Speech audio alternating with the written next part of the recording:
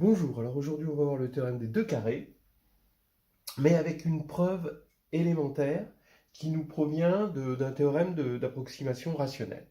Alors rapidement, je dirais que on a une génération d'agrégatifs, et je dirais même plusieurs générations qui se sont succédées, d'agrégatifs, qui ont bu au biberon du cours de Perrin, le cours d'algèbre de Perrin, qui est un grand classique, et qui ont suivi la preuve du théorème des deux carrés, qui est une preuve très élégante qui utilise le fait que z de i, l'anneau des entiers de Gauss, est factoriel. Bon, le problème, c'est que c'est une preuve qui nécessite quand même un bagage d'agrégatif, un sérieux bagage de master. Alors ce que je propose, c'est une preuve du théorème des deux carrés par un petit théorème d'approximation rationnelle qu'on a vu récemment sur cette chaîne. Et globalement, ça fait une preuve extrêmement élémentaire qui aurait pu être dans le bagage d'un élève de bac S, option maths, avant les réformes Blanquer, paix à son âme.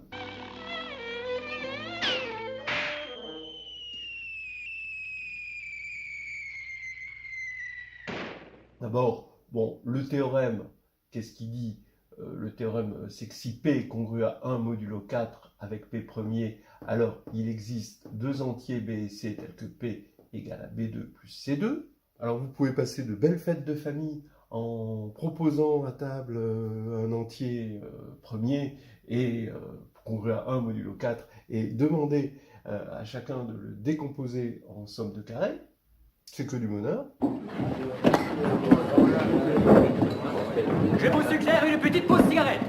Et on va montrer ce théorème grâce au théorème suivant, qui est le théorème d'approximation rationnelle.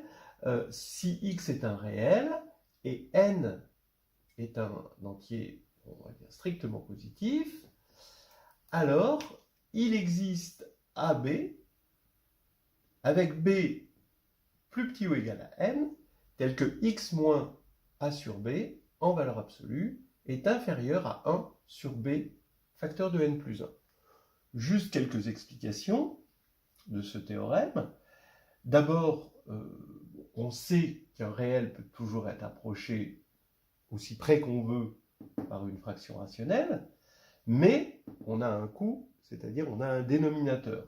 Donc le tout, c'est de savoir à quel point on peut l'approcher pour un dénominateur borné fixé.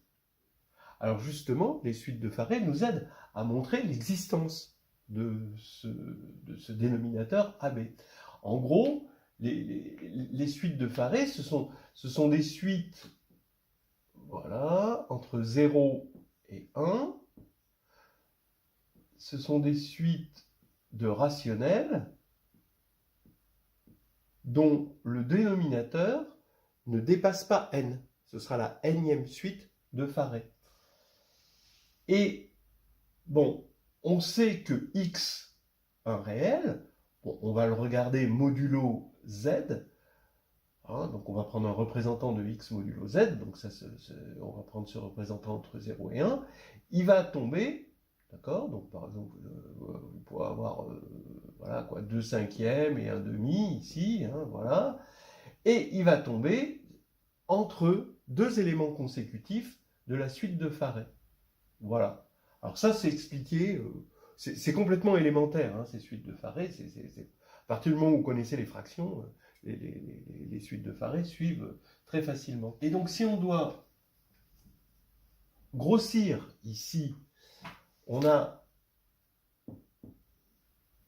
notre x qui tombe sur deux éléments consécutifs de la suite de Farey, d'accord? Donc, vous avez un R Kn et un R K plus un N, et X tombe ici entre les deux termes consécutifs, eh bien, il y a une étude facile à faire sur l'intervalle, un majorant pour l'intervalle entre deux éléments, ici, de la suite de Farey, et aussi une étude sur un terme d'une suite de Farey supérieure. Voilà. Et on sait que x va être soit de ce côté-là, soit de ce côté-là. Et en étudiant, en fait, il suffit d'étudier 3 termes consécutifs de la suite de Farey et de borner l'intervalle pour obtenir ceci. Bon, alors, le mieux, c'est de le regarder dans une vidéo. Mais ce que je veux vous dire, c'est que ce sont des choses élémentaires. Alors maintenant, allons-y, on va regarder la première étape. La première étape, elle est bien connue. Si P est congru à 1 modulo 4, alors P divise un U carré plus 1 pour un U entier. Alors ça, c'est connu, c'est-à-dire, en gros, que moins 1 est un carré modulo P. Bon, ça c'est facile. Ça se fait avec le symbole de Legendre, mais encore une fois, toutes ces choses sont des choses qui font partie d'un bagage bac plus 3, bac plus 4. Hein.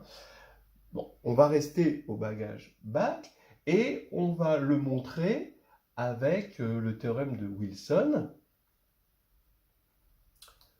Bac d'avant, hein, je rappelle encore.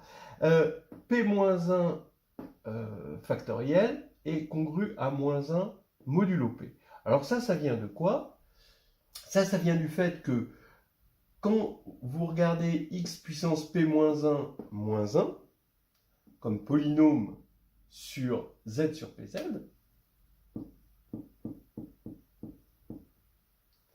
eh bien, il annule tous les éléments de z sur Pz étoile, donc il se factorise en le produit de k égale 1 à p-1 de x moins k.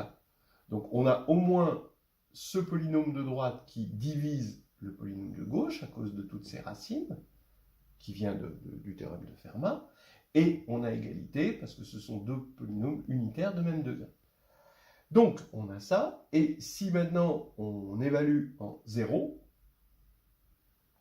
on va avoir moins 1 à gauche, et le membre de droite, c'est factoriel P-1, quand on évalue en 0, fois moins 1 puissance P-1. Mais comme P est impair, eh bien, moins 1 puissance P-1, ça fait 1, parce que P-1 est pair. Bien, donc, quand on évalue en 0, hein, et qu'on est dans Z sur PZ, on voit bien qu'on a ceci. Alors maintenant, on va l'interpréter, parce qu'on n'a pas encore utilisé le fait, qu'on a utilisé le fait que P est impair, mais pas le fait que P est congru à 1 modulo 4. Alors regardez, je vais poser U, le produit 1 fois 2 fois jusqu'à P-1 sur 2, d'accord, P-1 sur 2 qui vient d'entier, et je vais utiliser le fait qu'on a un nombre pair de facteurs. Effectivement, P-1 sur 2 est pair, puisque P est congru à 1 modulo 4. Voilà. Donc, je vais multiplier chaque facteur par moins 1 sans changer hein, le U. Donc ici, on a moins 1 fois moins 2 jusqu'à moins P-1 sur 2. J'ai multiplié par moins 1 partout. Et ici, moins 1, je le remplace par P-1, puisque je regarde les choses, bon, c'est congru. Hein. Moins 2 par P-2 et moins P-1 sur 2 par P plus 1 sur 2. Voilà. Donc ça, c'est une congruence modulo P ici. Donc, ça veut dire que U au carré, eh ben, c'est U fois U, donc c'est ça fois ça, modulo P. Mais ça fois ça, si vous regardez bien, on a tous les facteurs qui vont de 1 à P-1, donc c'est factoriel P-1.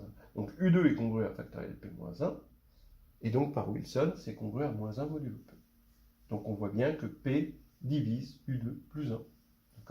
Voilà une méthode élémentaire. En tout cas, ça vaut le coup de la connaître. Hein. C'est vraiment la petite méthode qui convaincra tout le monde. Voilà. Alors maintenant, allons-y pour l'étape 2, où on va montrer que P se décompose en V2 plus C2. Je vais poser x égale moins U sur P. Alors P, c'est notre nombre premier, hein, congru à 1 modulo 4. U, c'est le nombre qu'on a obtenu à l'étape 1. Et je vais poser n, l'entier, partie entière de racine de p. Voilà. Je vais donc appliquer mon théorème d'approximation rationnelle, obtenu grâce aux suites de Farey, et j'obtiens une fraction a sur b, avec moins u sur p moins a sur b en valeur absolue, inférieur ou égal à 1 sur b facteur de n plus 1. Voilà. Donc ça, je sais que j'ai une fraction comme ça qui existe, avec b qui est inférieur ou égal à n. Donc j'ai utilisé, comme je vous disais, la énième suite de Farey, et pour l'intervalle dans lequel x se situe modulo z, eh bien, je regarde la suite de Farey supérieure. Et c'est comme ça qu'on montre ce résultat. Vous pouvez le voir dans la vidéo. Et bien maintenant, n plus 1 est forcément strictement supérieur à racine de p, donc ce qui fait que ça, c'est strictement inférieur à 1 sur b racine de p.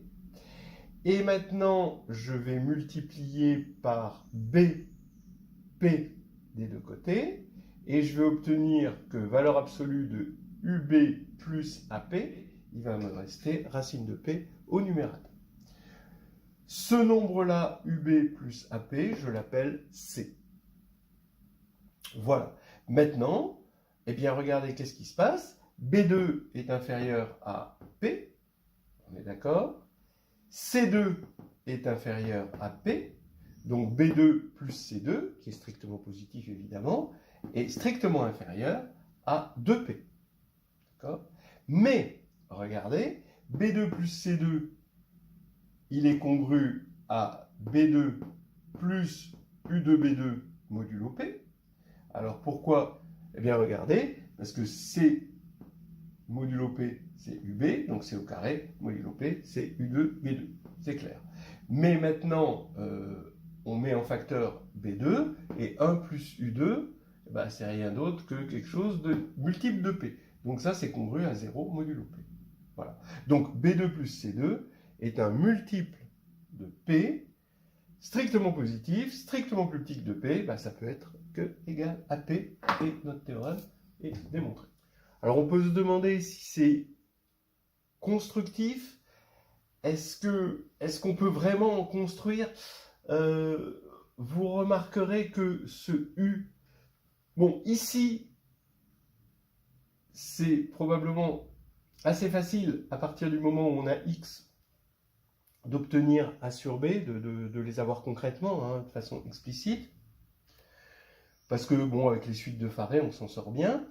Mais il faut bien reconnaître que ce U est un peu extravagant. Vous voyez, quand P est grand, ça, c'est pas très, très raisonnable. Donc, le problème de constructivité de cette preuve vient de celle de U, qui n'est pas tout à fait évidente. Mais bon, on ne va pas gâcher son plaisir pour autant.